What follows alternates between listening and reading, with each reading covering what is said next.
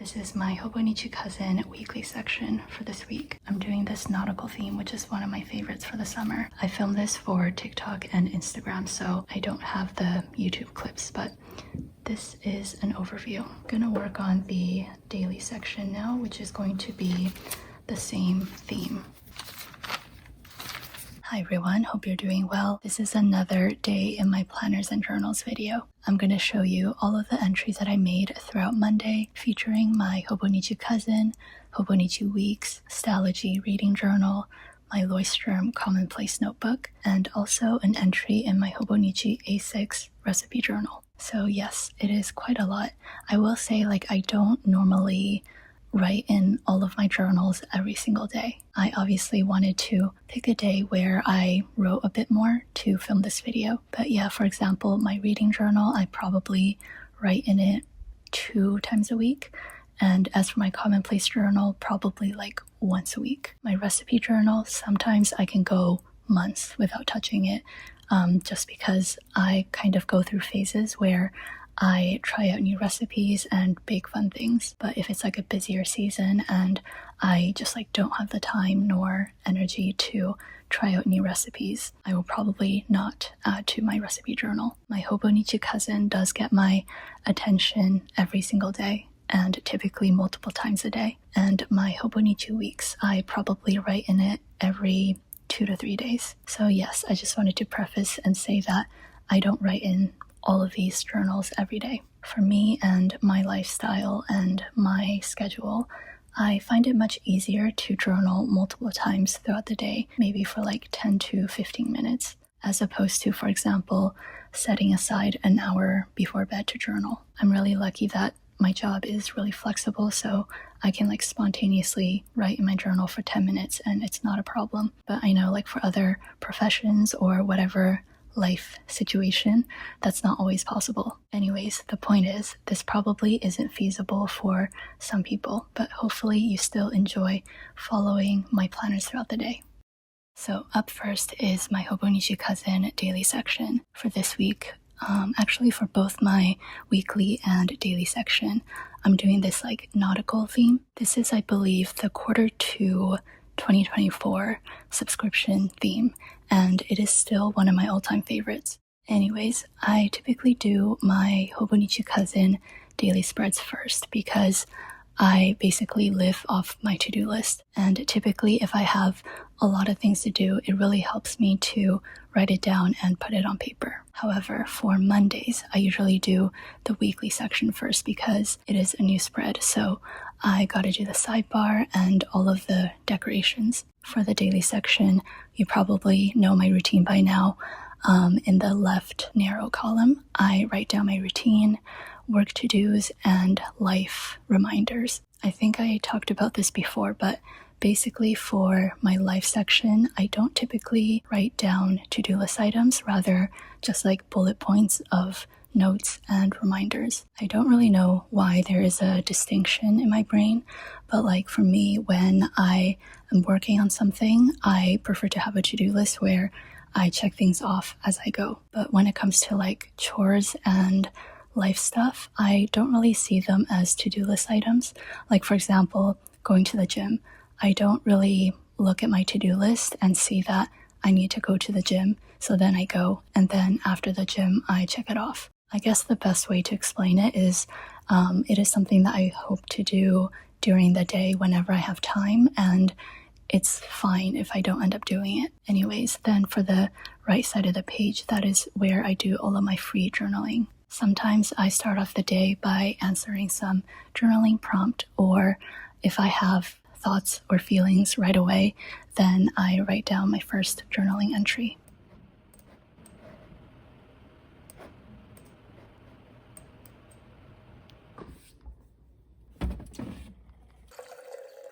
It's a little bit silly, but I got my first Brita filter jug yesterday, and what I'm most excited about is the fact that this is a really pretty lilac color. Anyways, gotta stay hydrated. I'm gonna head downstairs on the walking pad, and I'll be catching up on emails and posting the new release announcement for this Friday.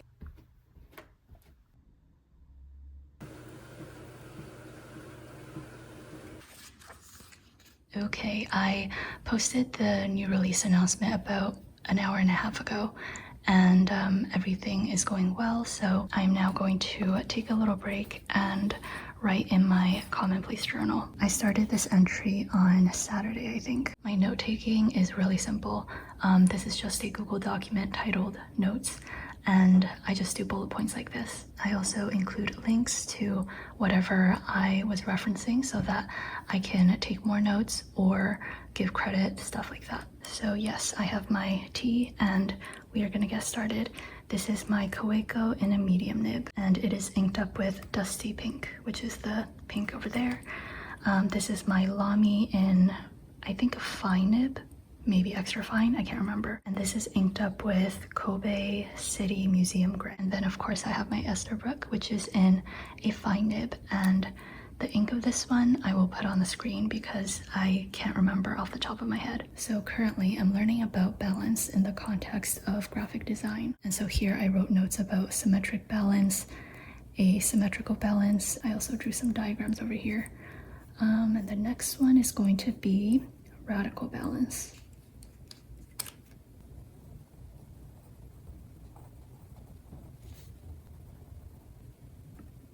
My Commonplace notebook is a place for me to take notes on random articles that I read or random topics that I'm trying to learn or research. If I have an idea for something that I want to build or make, I might also draw diagrams in it. It's really just a mishmash of random stuff, and it kind of continuously flows. I know that some people color code their Commonplace notebook topics, like for example, new ideas, quotations, things to do with science, arts, stuff like that.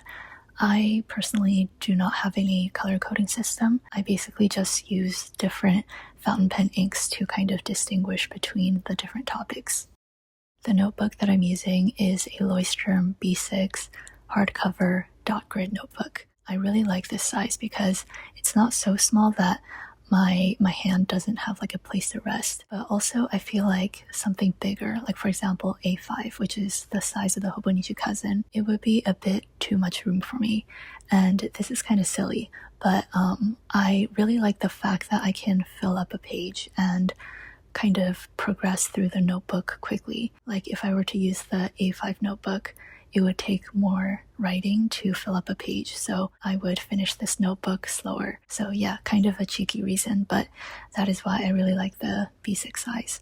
And I've been getting a lot of questions from people asking if I will ever do Leuchtturm notebooks again. And for the past while, I have said probably not, just because, long story short, it's very hard to get a lot of notebooks of the same style, like the same cover color, same size, and same inner paper ruling. Some of you might remember that we had stock issues with our pre-orders, and because I just like really value ensuring that we're on time, that is why I said no at first. But yeah, I never completely let go of this idea because I really do love these notebooks. We have been able to secure a mass amount of stock. So yeah, I think this summer I will be able to offer more Leuchtturm products. And I'm really excited to show you the color and embossing that I picked. Anyways, again, I'm just taking some notes about balance in graphic design. I have gotten a few requests recently to make a video about how I do my layouts and spreads, like how I decide where to put stickers, decorations, big lettering, stuff like that. And for me, it's honestly very much intuitive and I don't think too much about it. And so I feel like that makes me not a very good teacher. If someone were to ask me how I do something, it's probably not very helpful for me to say it's just based on how I feel, you know? So I'm trying to learn more officially some, I guess, graphic design terms and principles, stuff like that. So hopefully I can kind of, I don't know, put my, I guess, intuitive thinking into like a set of guidelines or something. I don't often need to draw diagrams or anything for my Commonplace journal, so whenever I do get to draw a diagram, it makes me really excited, especially because I can use multiple fountain pen ink colors together. After finishing my Commonplace entry, I did another quick entry in my Hobonichi Cousin. I put down a piece of washi and wrote about my day so far. And then later, because I just had so many things to clean, I made a sub list of things that I wanted to clean. And just to kind of be on theme and make it kind of fun, instead of doing bullet points, I drew little starfish. I am using this sticker sheet very sparingly because I am using this for the weekly section and hopefully for the next 7 days. So yeah, I'm kind of rationing the stickers for each day and using markers to make little doodles to sort of fill in the gaps.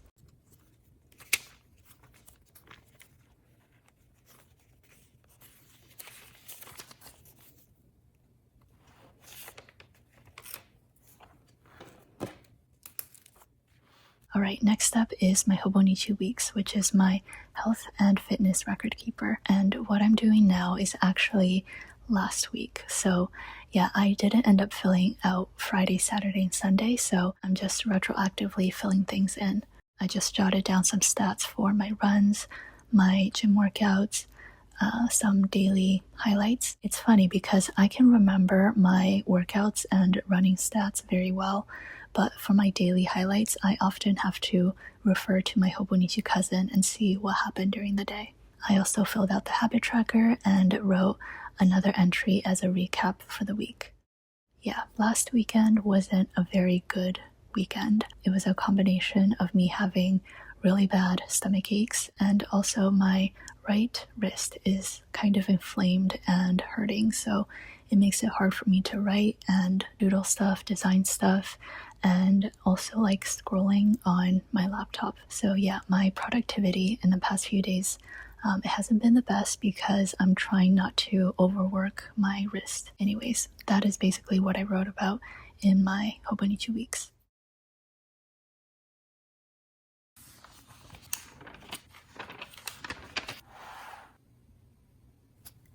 At some point in the afternoon, I decided to write in my reading journal because I had quite a bit of notes kind of building up in my Google document. In this first snippet, I am writing down some notes from An Immense World, which is a book about animals and their, I guess, different senses like smell, touch.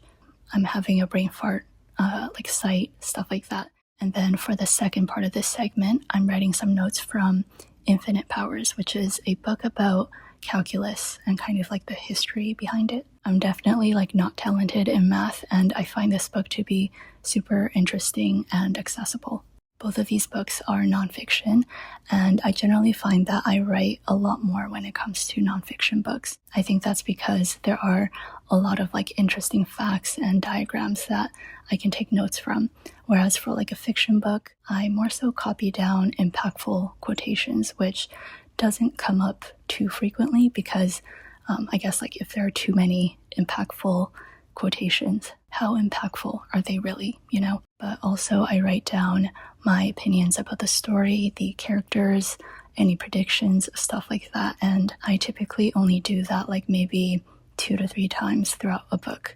Obviously this varies from book to book.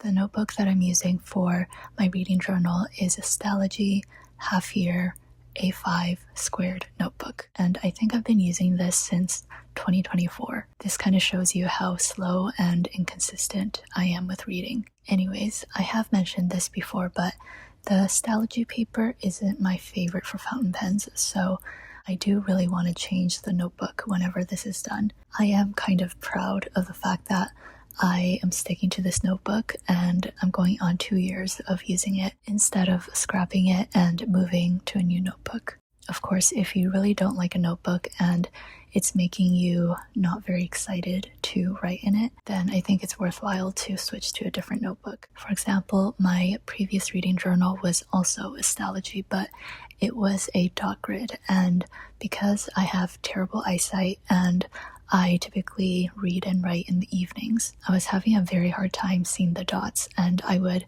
end up writing crooked and just like really strain my eyes. So after a while, consequently, I just like didn't read very much because I would kind of dread using the notebook. I think especially in those cases, it's best to find something that you look forward to writing in. With this notebook, it's again not my absolute favorite, but I really still like writing in it, and I look forward to filling out my reading journal. Anyways, similar to my Commonplace journal, I don't typically need to draw any diagrams or doodles in my reading journal. I think I've only doodled a few times. I drew a portrait of Adam Smith, and oh yes, I also read a book about typography, so some of my notes had diagrams. But yeah, for this Infinite Powers book, I also had a few interesting diagrams that I wanted to copy down, so I was really excited to do so. I'm using my Pilot Custom 74 inked up with murky pond water, and then for the accents I'm using my Pelikan M800, and I honestly cannot remember what ink I used in it, so hopefully I can find out and remember to put it on the screen.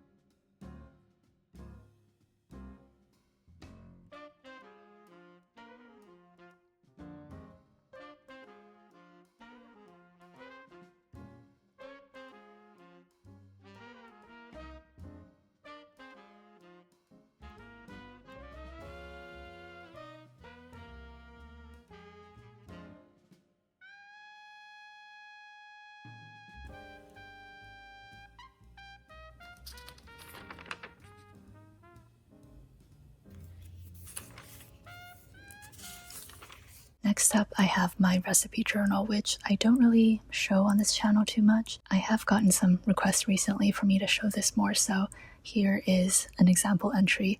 I wanted to make some plant-based brownies. This one is from Pickup Limes, which is one of my favorite plant-based content creators. Personally, I am definitely not vegan, and I'm not really plant-based, I think, but just like naturally, I never really liked the taste of meat, and some of you might know that I strongly dislike cheese. Cream cheese, cheesecake, regular cheese, I can't do any of it. I also just never enjoyed milk, so yeah, I think by default, even if I don't consciously think about it, I kind of lean towards plant-based. So yeah, I do a lot of plant-based baking, and I love her recipes very much. I know not everyone's going to be interested in creating a recipe book, but I think this system is a really good idea for any hobby or something that you have. For the daily pages, I basically use the date as an index rather than a date. So it doesn't really matter that this notebook is from 2025 or 1989. I just take the date, for example, April 7th as a page number. So at the beginning where I have my table of contents, I can use that to quickly reference where to find my plant-based brownie recipe. You can adapt this idea for things like ink swatches or I can't really think of any other examples, but I'm sure you can adapt this for something else.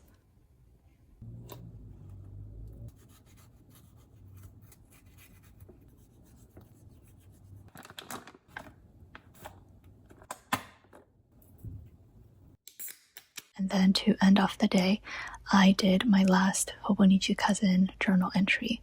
Sometimes my last entries are in the afternoon, other times it might be 8 p.m, and other times it might be midnight. I did purposely decide to do my last entry at around, I think, 4 p.m. or 5 p.m, just because we still had some sunlight. But yeah, I think more frequently I do my last entry very late at night. Sometimes if I have the energy, or if I am not planning to film a video for the next day, I might also get a head start on the next day spread.